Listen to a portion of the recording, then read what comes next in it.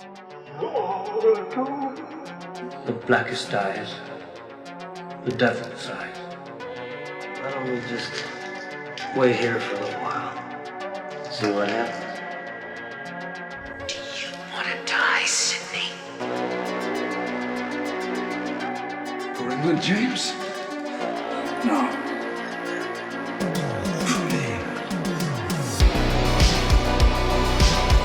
We all go a little mad sometimes. Fill your hand, you son of a bitch! Look what you did to him! I have come here to chew bubblegum and kick ass. And I'm all out of bubblegum.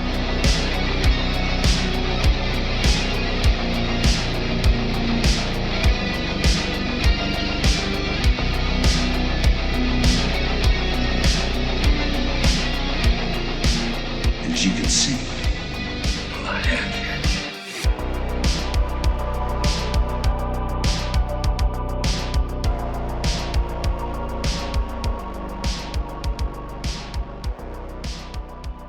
What is up, everybody, and welcome back to Macho Movie Madness. Oh, yeah. I'm Brandon, and this is Andrew. What's up, guys? And today, we have decided that we're going to talk about James Cameron movies. Yeah. Andrew's like, hey, you want to rank some James Cameron movies? I'm like, yeah, sure. And he's like, there's only like 8 of them. I'm like, oh, shit. This won't take long at all. Wow. Yeah, let's just do a quick video on that.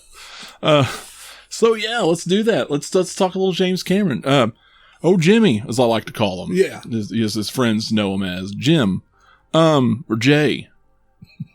Wow, 8 movies. 9 movies if you count the new Avatar. Yeah. The second Avatar. You hear Jim Cameron, or James Cameron, and well, I don't guess we're friends. So James Cameron. I'll still call him Jim. Yeah, and you think, all these movies, but yeah, there's literally 9. Yeah, 9 movies. Yeah. So. Yeah, he's a director that's so well known, well renowned that he has 9 movies. Yeah. Wow. And movies 2 through 6 or whatever, that's or maybe even 7. That's the reason he's got the renown. But yeah. You think of him, you assume more than that. But yeah. Yeah, for real. You would think that he's been around so long that he would have been attached to way more. He's probably been attached to other things, like but Ghosts of the Abyss. Yeah, he's been attached to certain things, but he's not directed a lot. And that's just, I guess it was just surprising for some reason to me, just somebody like that. But the ones he did do, he made count for the most part. Yeah. Not all, but mostly. So we're gonna rank 8 of them. Andrew has not seen Avatar 2, so probably won't. He probably won't. So as of right now, we're only gonna rank 8 of them. I mean, I kind of cheated on one of them, and I'll explain that in a minute. But yeah. So we want to get into this, huh? Instead of a top 10 or top 5, we're going to a top 8, I guess. So top 8. You want me to go first? Yeah, go for it. Okay, so my top 8. My number 8 is Piranha 2. Was it The Awakening or what was The Spawning? The Spawning. I'm so sorry. The Spawning. We actually covered this in Warehouse B in like 2018. We did. I remember that now. Yes, it's been a few years ago. That's on the channel somewhere it's 2018, I bet. Yeah. 18, 19, 18. In the Warehouse B sub 4. Warehouse B. Check it out. And that is coming back. Yeah. Andrew's probably gonna do some more Warehouse B episodes, and probably gonna film one tonight. So cool. We've got, and there's all kinds of stuff too. We just talked about 2 on Versus. You can throw those in there at some point if you want to. For those who may not catch the Versus later or something. Yeah. Anyways, now my number 8 is Piranha 2. This is kind of something you wouldn't expect James Cameron to be attached to. It seems like a lot of actors get their start in horror movies. I guess he got his start in horror as well. Yeah, he actually creature feature. According to him on the Terminator making of, he got fired from this twice. From this movie twice? From this movie, this Roger Corman New Worlds Pictures release, he got fired twice. Wow! And the big thing we got out of this is, he was in a foreign country feeling alienated, and he had this fever dream, and we got the imagery of the Terminator. He got it, and so that's the main thing we got out of Piranha 2: The Spawning. Well, that's good. I do have a lot of fun with this movie. It is fun. Thank God for Piranha 2. Yeah, you know what? It's ridiculous. It's not good, but at the same time, it is kind of good. That's why it's on Warehouse B. Yeah, the little flying piranhas was a little bit wild at times. Was that the one in the middle? Was that later? That was. They were jumping and kind of like. That was this one when they're having the thing on the beach, and this one is the one where like Lance Henriksen jumps out of a helicopter over the ocean. You remember that? Yes, yes. Lance Henriksen's awesome. So he's going to frequent some James Cameron movies absolutely. Too. What is your number 8? My number 8 is Avatar. Avatar. Actually. Wow. Yeah. Dude, and I can tell you straight up, I'm not going to watch Avatar 2. I've just got no interest in it. My attention span has gone to like 2 hours is my max. Yeah. Hour 30 to hour 40 is that the sweet spot for me. It would take me a week to watch the new Avatar movie. Yeah, this dude's going on 7 years old. Like he's 40 going on 7, dude. Gotta take my. It's like what is old is new again, man. Yeah. So this movie is all right. It's a sight to behold, visually. Yeah, but it's nothing new. Like groundbreaking. I know. And I thought I'd rock the boat here and put it dead last, just because you just wild. That's why I've watched it twice. I watched it in the theater when it came out, and I can tell you my butt hurt because it was an uncomfortable seat I was sitting in for like 2.5, 3 hours. Well, that just turns you off a movie right away. Bad seating. Yeah, my butt hurts. I can't watch this. My ass hurts from this. I've watched it once or maybe a half a time since then. He was literally butt hurt from this movie. Absolutely. I can see that. Yep. So my number 7, unfortunately, I have to throw The Abyss at number 7. And the only reason I say that is because it's been so long since I've seen this movie. I don't remember half of it. And I probably need to give it another chance because it would probably move up a ranking or two. You absolutely do. Yeah, I would probably... this probably isn't the fairest spot to put The Abyss because it's been so long. Like I said, it'd probably go up a spot or two here. Luckily, there's not too many here. I don't think it's so egregious or offensive that... these other ones, maybe one or two more here than these next two. I'll talk about The Abyss later on down my list and maybe jog your memory on some of it. Okay. But yeah, then I'd say my top 4 or 5, or my top 4 for sure. Everybody's gonna be like, okay. At least for the most part.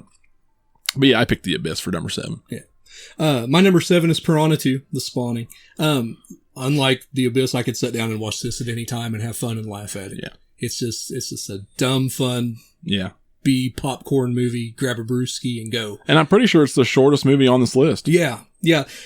This is the thing with Cameron. Like, his first 2 movies on this list don't go over 2 hours, not even close. Mm-hmm. And then after that, he just falls in love with himself and he can't decide what to cut. I know.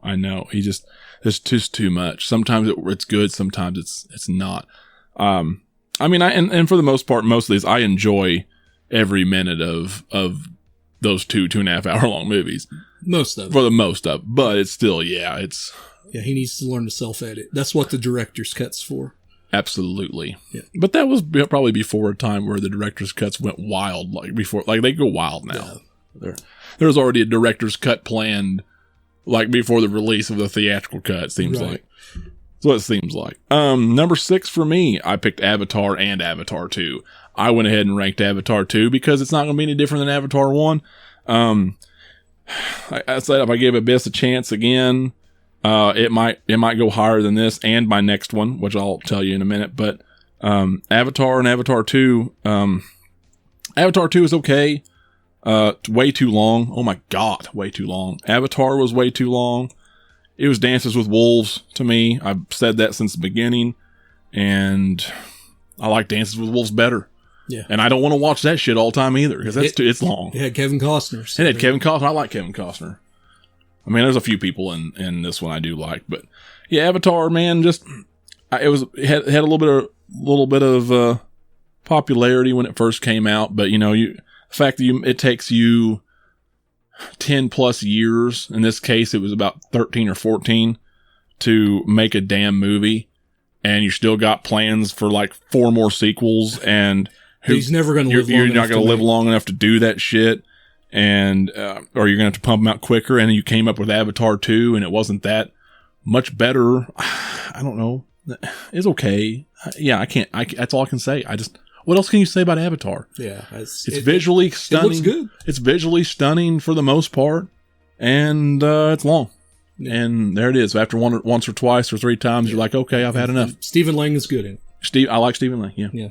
Yeah. Okay. So my number 6, and Brandon might not like this, is Titanic. Oh. I do appreciate Titanic, but it's another one. And I can deal with the length of Titanic. It's just, the story's okay. It's not what I expect from Jim Cameron. It's not really what I want from Jim Cameron. I appreciate him trying to do something different and outside the box, but that's why it's here. Well, since it's like the latest movie he's had on this list other than Avatar's. Yeah, and it's 26 years old at this point. Yeah, it's telling. But yeah, I get it. It's completely opposite of what you'd find in another James Cameron movie, any other James Cameron prior to this. I don't hate it. I'm not one of these macho guys, macho podcasts, but I'm not one of these macho guys that sits here, oh, Titanic, ha. But it's a good movie. It is. Yeah, that's why it's down here, and I like all the other movies a lot better. Yeah. So.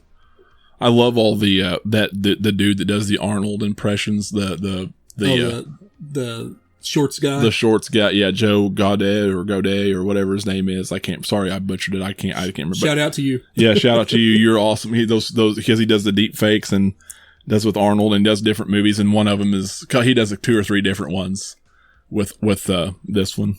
You look at my boobies, Jack. Look at my boobies.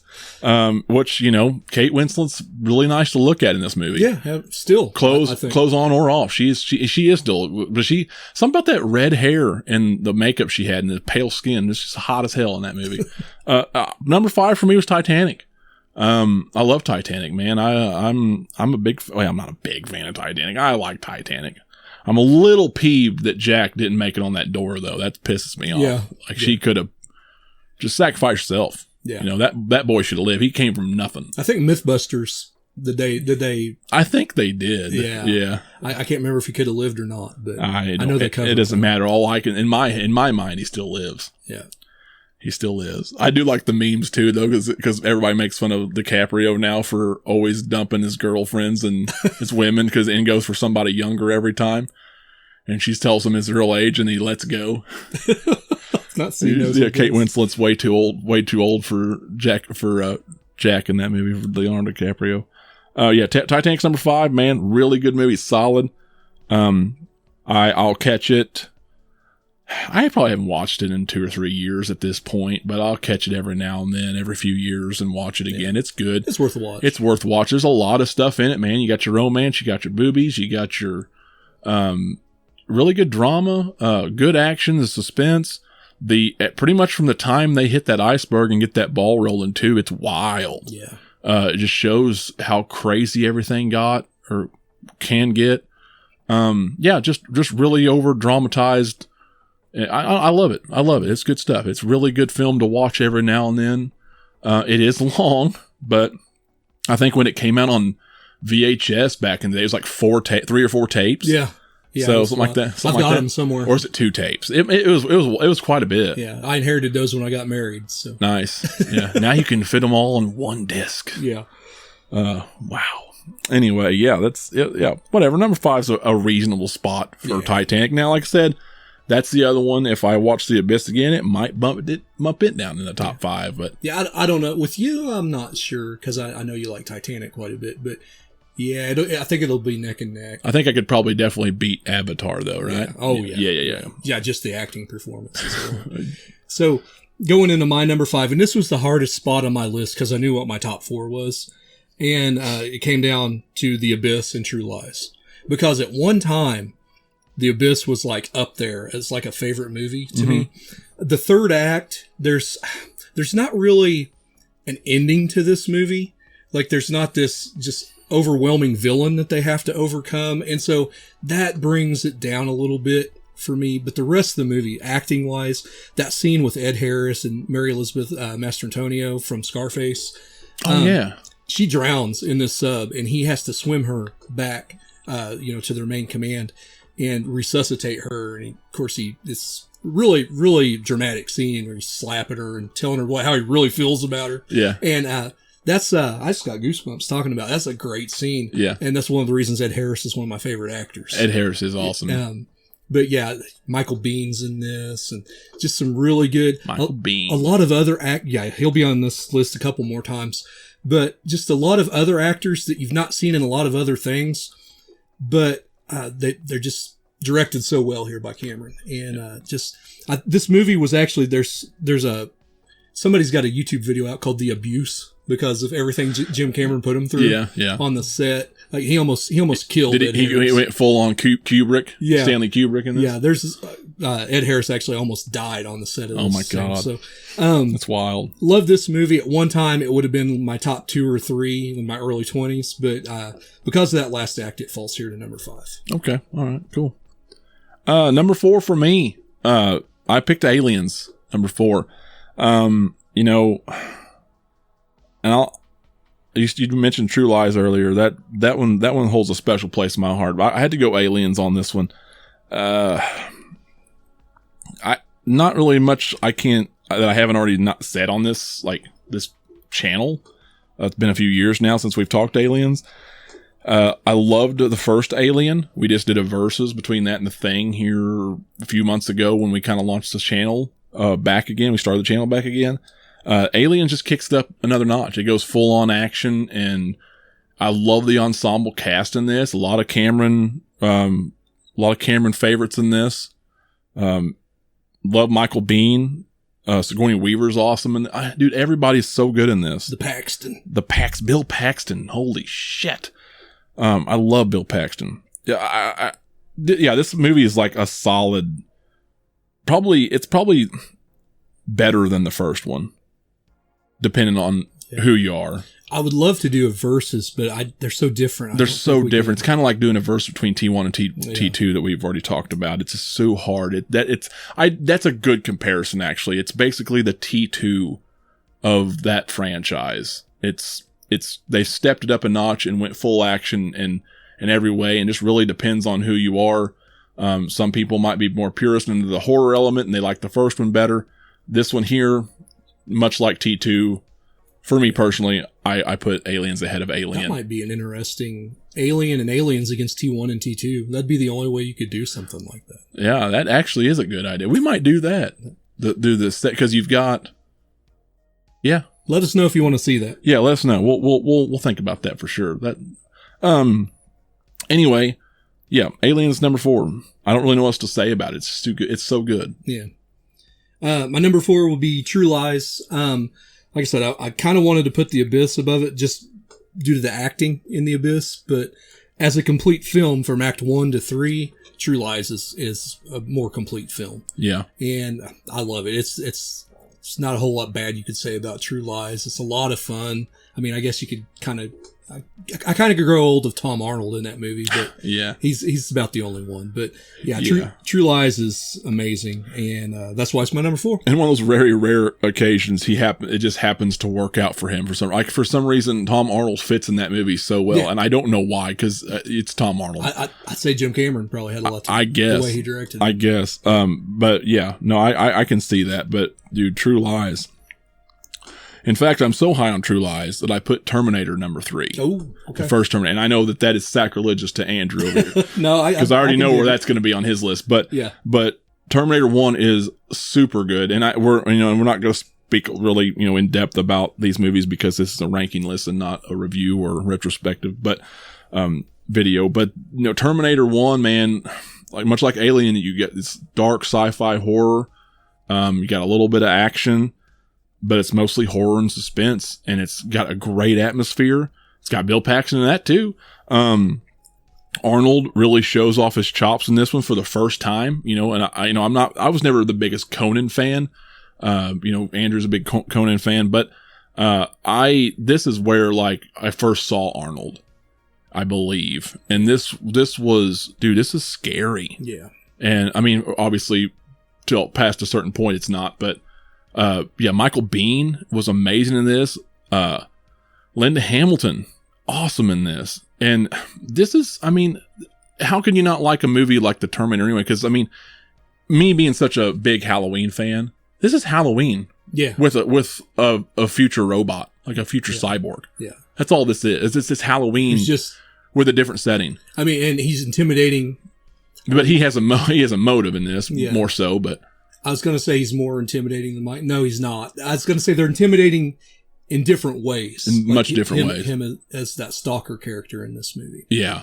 But it's very similar to that of a slasher. And what I like about this, and we'll go ahead and talk about it because everybody knows it's my number one on this list anyway. 100%. This movie is tight. There's like no filler Jim Cameron stuff in this movie. Yeah, it's very clean. It's very streamlined. Pacing's good. Hour and 47 minutes, and there's no. This is where, if you ever seen the deleted scenes to this movie, I don't know if I have. They're not very well acted, and they just don't really have a place in it. And this is where he edited himself, like because there's like another. He forgot how after this. Yeah, this could have went like an hour 58 probably. Yeah, and he actually edited it down like he should have some of these other movies on this list. But that's another reason I love T1 so much. Yeah, yeah, this amazing, dude. All the way around, everything was.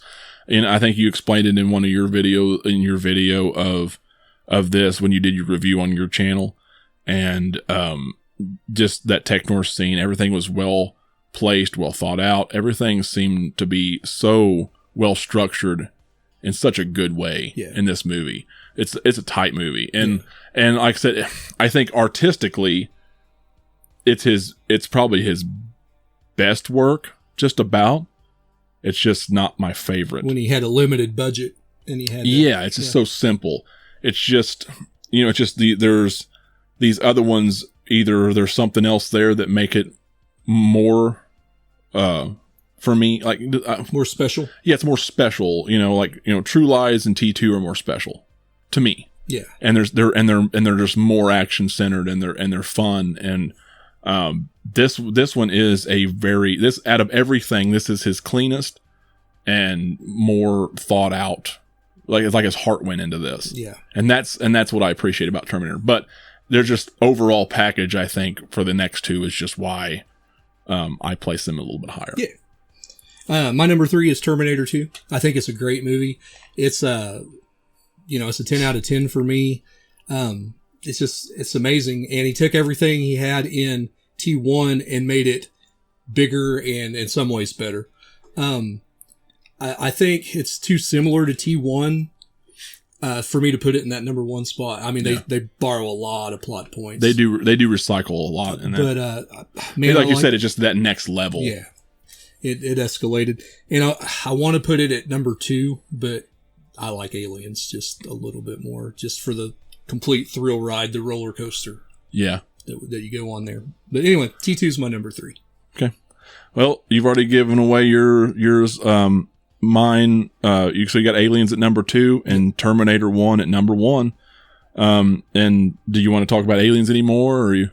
No, we all know what a great movie Aliens is. It's just, it's a nerve-wracking movie when you sit down and watch it for the first time. Absolutely. Just those troops going in, and it's got that post-Vietnam thing going on, and it's just, it's wild. They put the kid in danger, and you get your female heroine, which is always a big part of any get away from her, you bitch. Any Jim Cameron movie. Yeah. You got that female heroine. Yeah, dude. It's such a good movie. God, it's such a good movie. But yeah, it's my number 2, and then T1 is my number 1, which everybody who's ever watched anything on our with Andrew knows. On it. Yeah, if Andrew's ever been on camera, he's giving it away.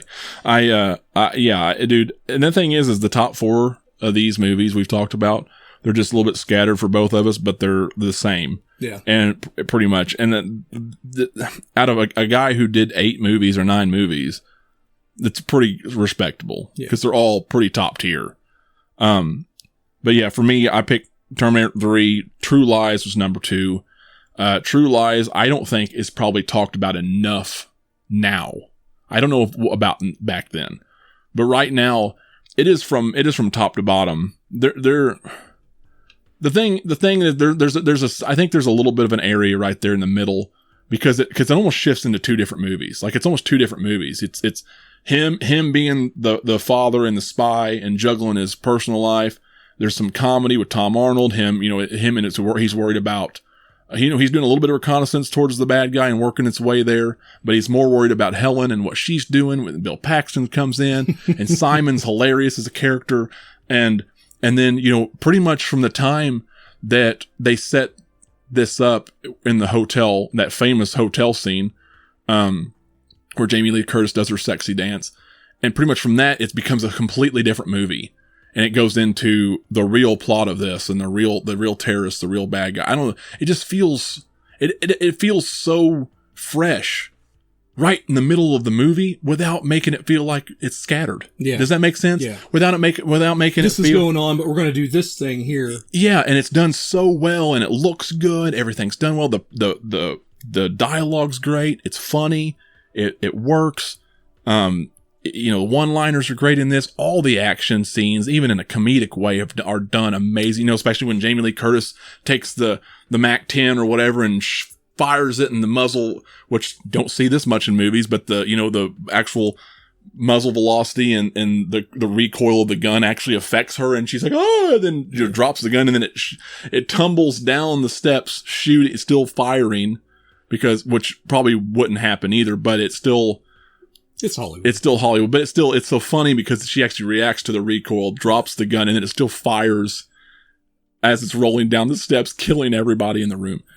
Hilarious. Yeah. And that's not so over the top that it's just fun. It's fun action, but there's a lot of really good shit in this, man. There's a lot of good actors, a lot of good secondary players. I love Tia Carrera in everything. She's not in much, but she was hot in this. She was great. She's in Showdown Little Tokyo. Yeah, she's hot in that. She's hot in this. She's hot in Wayne's World 1 and 2. She's a good singer. Love her to death. Love Jamie Lee Curtis, obviously, and Arnold's one of our favorites. This is just top to bottom one of the best movies that he's ever done, and one of the best action movies of all time, especially of the 90s. My personal opinion. So I'll put you on the spot. This may not be harder for you, but top action movie in 94, this or Speed? This 100%. Yeah. Speed is great. Speed is amazing. Love Keanu. This Speed is Speed's top. See, I would have to think about that a little more than what you did. But well, I think, and it could just be because of how I feel about True Lies. There's nothing going to top it. Yeah, Speed does probably come close. Because it's Keanu, man, and Dennis Hopper's a good bad guy in that.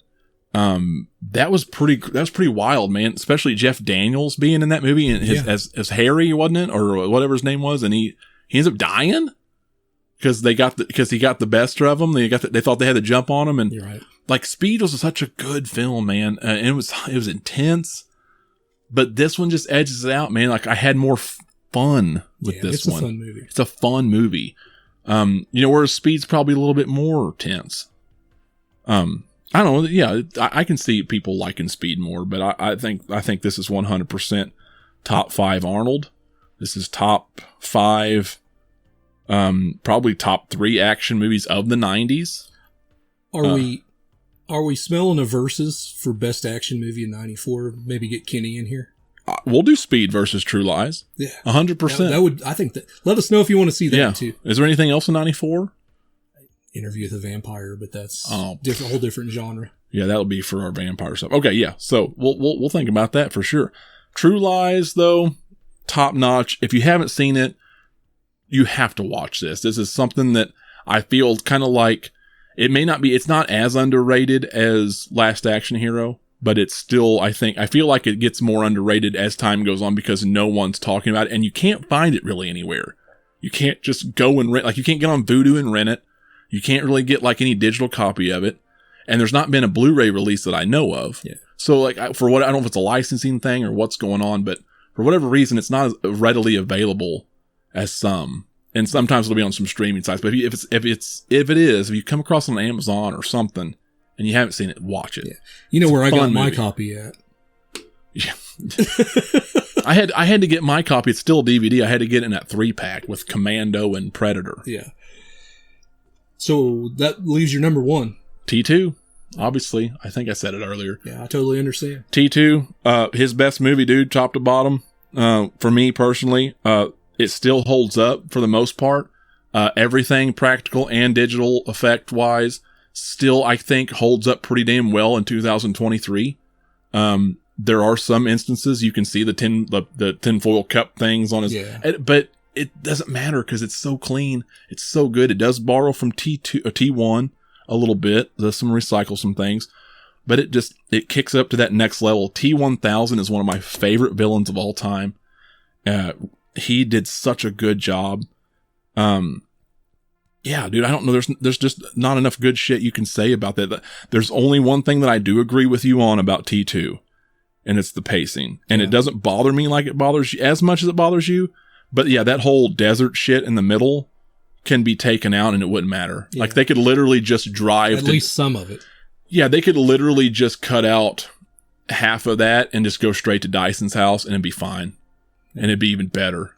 But that it's still, dude, it's still top to bottom. I can even appreciate it because it's kind of that calm before the storm thing. Yeah, and she has to learn about Skynet and everything. Yeah, and she has to think about her some shit too. I get it, but it does drag the movie somewhat. You still got that cool dream sequence there too, with that scary dream that scared the shit out of me as a kid too, watching people blow up and her fingers like holding onto the chain and screaming with that nuclear blast. That was creepy, dude. A bigger, badder future war sequence at the beginning. Yeah, and they should have continued that with every other Terminator. Even right. That whatever they did with Terminator 1 and 2, especially in Terminator 2, that futuristic war scene, the effects, the cinematography, the style, everything should have been continued in Salvation instead of getting the gritty, weird shit we got. The miniatures in T1, the future war scene, that was all mostly shot in miniature with them running in the foreground. Yeah. That is better than Terminator Salvation. 100%. On a limited budget. It's one of the scariest and coolest futuristic things. They did, I don't know if it was for the Universal ride or it was some kind of Hollywood, or the Hard Rock Cafe, whatever it was that they did, because they did one a little bit later. They did a little scene with Arnold and John in the future. Yeah, I actually got to see that at Universal Studios. It was Universal Studios? Before they took it down. You can't do it anymore. Was it the ride or just a movie? Yeah, it's a movie.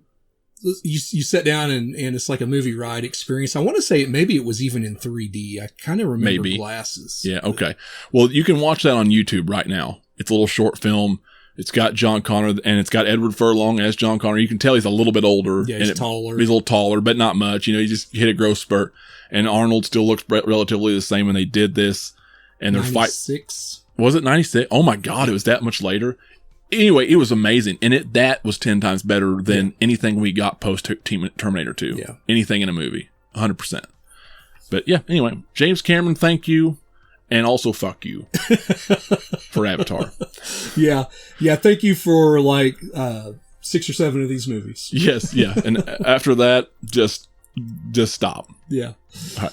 Guys, thank you very much for watching. And we're going to wrap this up now. And we got some more verses coming along. Apparently, we just thought of one right here, right now. Yeah. We're going to do Speed versus True Lies at some point. Yeah. That's good. Check Andrew out on Drew Reviews. I've got Smith's Grove Sanitarium. We've also got M3 Wrestling. We're busy. And we shouldn't be as busy as we are. No, I'm moving. No more than people watch, especially. But we just got so much shit we want to do and talk about. Plus our jobs and moving and redoing houses. It's crazy. And we were talking about doing our own damn film or something, getting ideas. Anyway, that's in the future. That's way in the future. But anyway, thank you so much for watching. We'll see y'all next time.